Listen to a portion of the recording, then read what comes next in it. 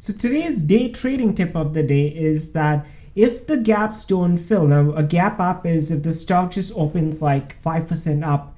Now, if the gap opens up over 5% or 10% at the start of the trade, if they don't fill within like say the next 30 minutes, there is a very little possibility that it's going to fill. What's going to happen is that the markets will still continue going up, and this is more something that you'll see more often if there is an earnings announcement that comes out. If there is some news that comes out about the particular stock, you will see these gap ups, and it's more inclined to be seen in small stocks, small caps, mid caps, where these gap ups would happen like as 10%, 5% at the opening bell.